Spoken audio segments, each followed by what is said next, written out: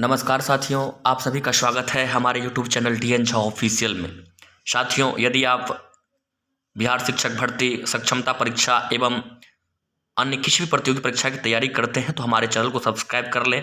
इस चैनल पर आपको बहुत ही कम समय में बहुत ही ऑथेंटिक जानकारी प्रदान की जाएगी। आज हम अपने इस वीडियो लेक्चर में वर्ग 7 के SCERT पुस्तक हमारी दुनिया, जो कि भूगोल की पुस्तक है, उसके अध्याय 9 की चर्चा कर रहा हूं। इससे पहले मैंने 8 अध्याय तक की चर्चा कर ली है। आप प्लेलिस्ट में जाकर इन सभी वीडियो को देख सकते हैं। तो आगे बढ़ते हैं साथियों। आज का हमारा टॉपिक है मानव पर्यावरण अंतःक्रिया थार प्रदेश में जनजीवन।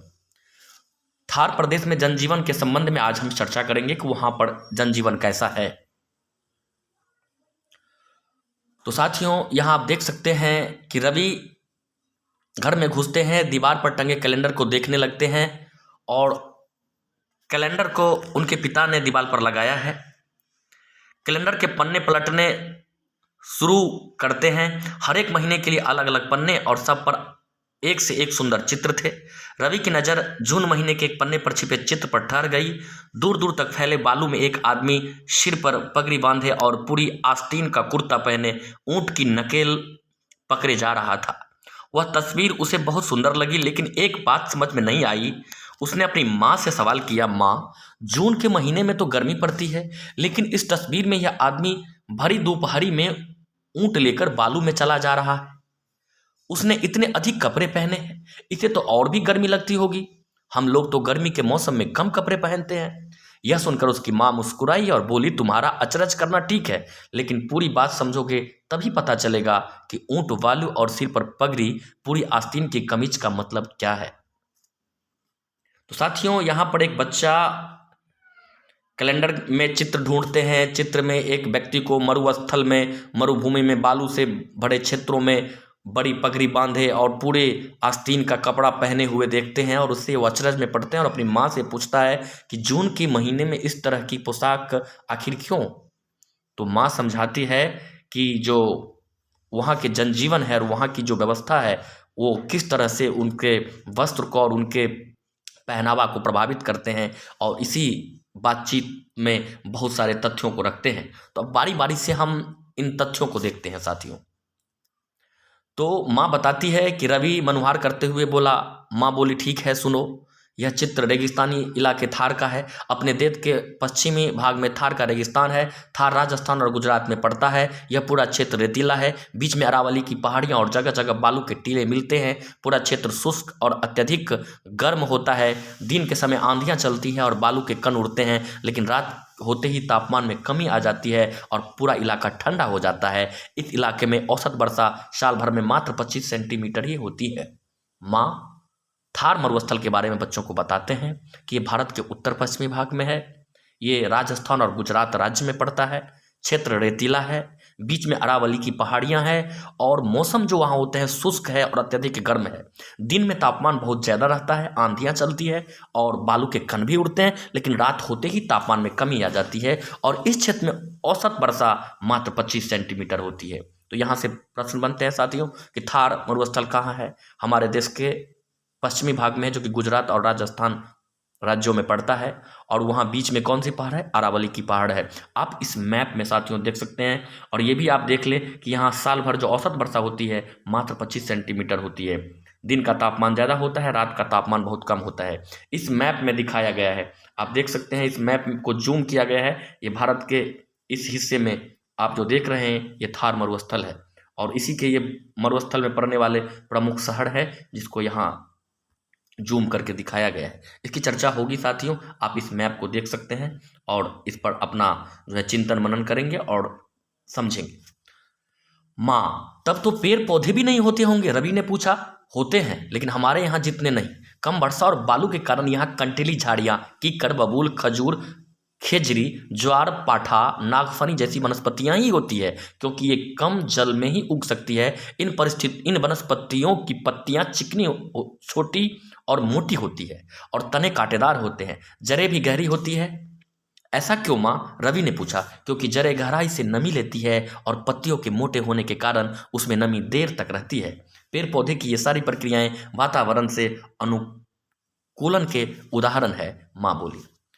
तो माँ से रवि पूछता है कि तो वहाँ पर तो वनस्पति नहीं होते होंगे, तो माँ कहते हैं कि नहीं, यहाँ वनस्पति होती है लेकिन कम होता है। और यहाँ पर जो इम्पोर्टेंट चीज़ है साथियों कि वहाँ पर कौन कौन सी वनस्पति पाई जाती है, तो कंटीली झाड़ियाँ, कीकर, बबूल, खजूर, खेजरी, ज्वारपाठा, नागफनी।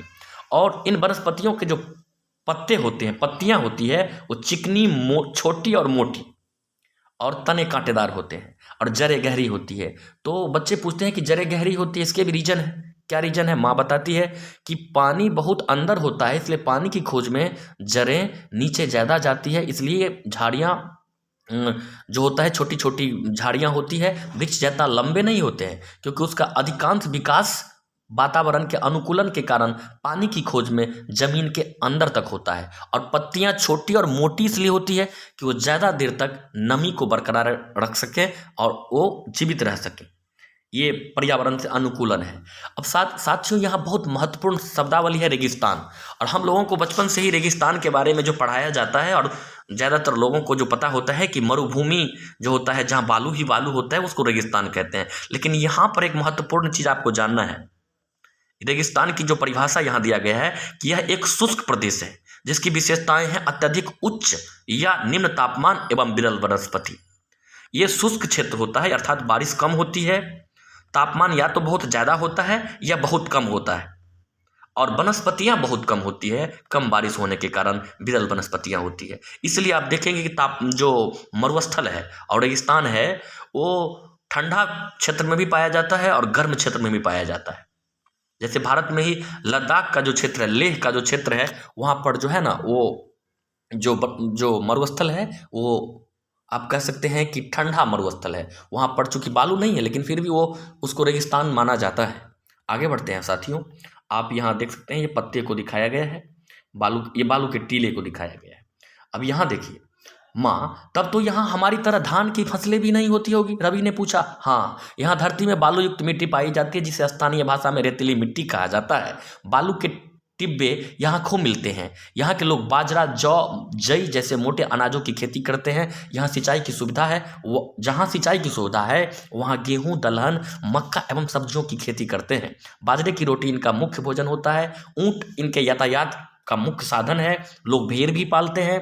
भेड़, बकरियों, ऊँटों के बदले में ये दूध, मांस और चमड़ा इन चीज़ों से मिल जाता है। लोग ऊँटनी के दूध का उपयोग भी करते हैं। अब यहाँ माँ बता रही है, बच्चे पूछ रहे हैं कि यहाँ पर तो फिर धान नहीं पाया जाता होगा, धान की फसलें नहीं होती होगी। रवि पूछता है तो माँ बताती है कि यहाँ पर बहुत कम मात्रा में ऐसी खेती होती है क्योंकि मिट्टी रेतीली है। और यहाँ पर जो मुख्य अनाज है, बाजरा, जौ, जई जैसे मोटे अनाज होते हैं। और दलहन में जो दलहन के जो है मक्का है और गेहूँ भी वहाँ उगते हैं। और वहाँ के लोगों की जो मुख्य भोजन है वो बाजरे की रोटी है। ऊँट यातायात का मुख्य साधन है। लोग भेड़ भी पालते हैं। हाँ, और कंटीली झाड़ियों से ऊँटों, भेड़ों, बकरियों के भोजन मिल जाते हैं, वो सब खाते हैं ये जीव जंतु। और बदले में ये जीव जंतु इनसे यानी ऊँट से, भेड़, बकरियों से दूध, मांस, चमड़ा ये सब प्राप्त होते हैं। ऊँटनी के दूध का भी खूब उपयोग होता है। ऊँटनी का दूध? रवि ने आश्चर्य से पूछा। माँ बोली, आदमी का रहन सहन, खान पान, रोजगार सब कुछ वहाँ की भौगोलिक स्थिति पर निर्भर करता है और लोग भी उसी हिसाब से रहते हैं। लोग बालू की आंधियों और तेज धूप की गर्मी से बचने के लिए सिर पर पगड़ी, जिसे लोग साफा कहते हैं, बांधते हैं। पूरे बदन को कपड़े से ढकने से दिन के समय शरीर लू और उच्च तापमान से बचा रहता है, जबकि रात में अत्यधिक सर्दी से बचाता है। अब माँ समझाती है रवि को कि ये जो सारी रहन सहन है और खान पान है, रोजगार है, ये सब के सब वहाँ की भौगोलिक स्थिति पर निर्भर करता है। और कपड़ा के बारे में भी समझाते हैं कि ये जो आप देखते हैं कि पूरे बदन को ढकने वाले कपड़े हैं और पगड़ी है, जिसे लोग साफा कहते हैं, वो इसलिए कि धूप की गर्मी से बचने के लिए सिर पर ये पगड़ी काम आते हैं और पूरे बदन को भी ये तापमान से, लू से बचाता है। जबकि रात के समय अत्यधिक ठंडी होती है, तब भी ये पूरे बदन को ढकने वाले कपड़े ठंड से बचाते हैं। तो इस तरह साथियों, यहाँ एक महत्वपूर्ण बिंदु है, इसको देखते हैं। क्या आप जानते हैं थार में पर्यटन? राजस्थान पर्यटन विभाग जैसलमेर में रेगिस्तान सफारी का आयोजन करता है, जिसमें थार के आंतरिक भाग में रात्रि विश्राम एवं राजस्थान की लोक संस्कृति एवं खाद्य पदार्थों से अवगत कराया जाता है। राजस्थान पर्यटन विभाग के द्वारा जैसलमेर में रेगिस्तान सफारी का आयोजन होता है और उसमें वहाँ की संस्कृतियों से, खान पान से, संस्कृति से अवगत कराया जाता है। आगे बढ़ते हैं साथियों। माँ, क्या इन क्षेत्रों में पीने का पानी हमारे यहाँ जैसे ही कुओं या चापाकल में मिलता है? रवि ने पूछा। नहीं बेटे, इन इलाकों में पीने का पानी बहुत मुश्किल से मिलता है। रेतीले मैदानों में दूर दूर तक कहीं कहीं पानी के बागड़ी या कुएं मिलते हैं जो बहुत गहरे होते हैं। यहाँ पर कुछ हरियाली भी मिलती है। ऐसी जगह को नखलिस्तान या मरुद्यान कहते हैं। यहीं से पीने का पानी कोसों चलकर मस्को या घरों में पैदल या ऊँटों पर ढोकर लाते हैं।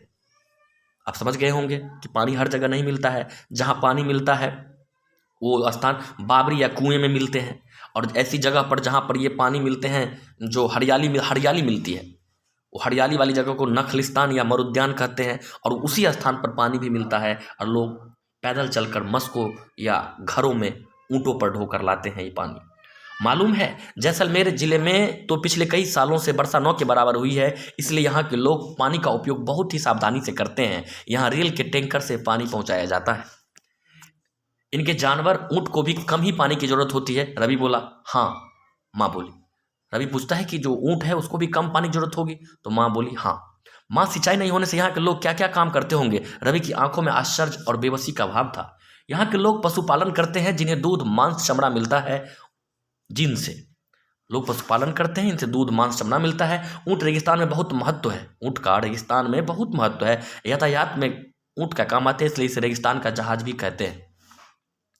इनके बालों से कंबल, रजाई, कालीन भी बनते हैं। इसके कुटीर उद्योग है। जब बालू की आंधियां चलती है तो ऊँट की ओट में छिप जाते हैं, यानी ऊँट बैठ जाते हैं और उसी के ओट में जो ऊँट वाले होते हैं वो बैठकर अपनी जान बचा लेते हैं। थार प्रदेश में जिप्सम, संगमरमर, छींटदार इमारती पत्थर, लिग्नाइट, कोयला, तांबा, अभ्रक, नमक इत्यादि मिलता है। संगमरमर एवं लाख की मूर्तियां, चूड़ियां, हाथी दांत की वस्तुएं की नक्काशी, कपड़ों की रंगाई और छपाई इनका मुख्य व्यवसाय है।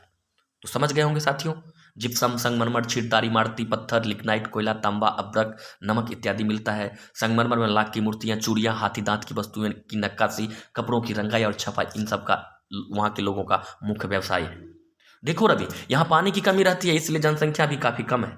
छोटे छोटे गांव कुओं, बावड़ियों के इर्द गिर्द ही बसते हैं। थार रेगिस्तान के क्षेत्र में बसे मुख्य नगर बीकानेर, जैसलमेर, बाड़मेर, जोधपुर है। पानी की कमी को दूर करने के लिए सतलज नदी पर बांध बनाकर इंदिरा गांधी नहर, जिसे राजस्थान नहर भी कहा जाता है, बनाई गई है। इस नहर से बीकानेर, गंगानगर, जैसलमेर जैसे जिलों में सिंचाई की सुविधा बढ़ी है। सच पूछो तो इंदिरा गांधी नहर और भाखड़ा नंगल बांध से निकाली गई कई नहरों से ही इन क्षेत्रों में थोड़ी हरियाली दिखने लगी है और अब लोग पहले की अपेक्षा गहन कृषि करने लगे हैं। अब यहाँ पर साथियों जो महत्वपूर्ण शहर है, वहाँ पर नगर है, तो उसको याद रखेंगे आप, बीकानेर, जैसलमेर, बाड़मेर और जोधपुर। और कमी को दूर करने के लिए सतलज नदी पर जो बांध बनाया गया है, इंदिरा गांधी नहर, और उसी को राजस्थान नहर भी कहा जाता है। इसके अतिरिक्त बीकानेर, गंगानगर, जैसलमेर जिलों में इन्हीं नहरों से सिंचाई भी होती है। और भाखड़ा नंगल, इंदिरा गांधी नहर और भाखड़ा नंगल बांध से निकाली गई नहरों से अब इन क्षेत्रों में गहन खेती होने लगी है। रवि माँ की बातों को सुनकर सोचने लगा, सचमुच प्रकृति ने देश में कितनी विविधताएं दी है, तभी तो लोग भी उन्हीं विविधताओं के बीच अपना अनुकूलन कर लेते हैं। अनुकूलन होता है कि जैसा वातावरण होता है उसके अनुसार लोग अपने आप को ढाल लेते हैं। माँ, क्या हम लोग कभी थार के रेगिस्तान घूमने चलेंगे? क्यों नहीं, इस बार दशहरे की छुट्टियों में हम वहीं घूमने का कार्यक्रम बना रहे हैं, माँ ने प्यार से कहा। रवि मन ही मन थार के रेगिस्तान के लोगों के जीवन की कल्पना करने लगा। अब साथियों, हमने इन सभी बिंदुओं को देखा जहाँ से प्रश्न बन सकते थे, जिन बिंदुओं से उसकी कई बार चर्चा की। अब इन चैप्टर से बनने वाले अभ्यास प्रश्न को देखते हैं जो आपके बीच है। थार का रेगिस्तान फैला है, आप जानते हैं, गुजरात और राजस्थान में। साफा कहते हैं सिर पर जो पगड़ी बांधी जाती है, राजस्थान यानी थार के मरुस्थल में लोगों के द्वारा उसे साफा कहते हैं। थार प्रदेश में पाए जाने वाले खनिज है संगमरमर और जिप्सम। नखलिस्तान का अर्थ है रेगिस्तान में हरियाली व जल वाला क्षेत्र। नखलिस्तान या मरुद्यान, जहाँ पर हरियाली है और पानी भी है, उसको कहा जाता है। भारत के पश्चिमी भाग में थार का रेगिस्तान है। रेगिस्तान का जहाज ऊँट को कहते हैं। राजस्थान नहर सतलज नदी पर बनाया गया बांध है। और थार रेगिस्तान का मुख्य शहर मैंने बताया बीकानेर, जैसलमेर, बाड़मेर, जोधपुर इत्यादि है।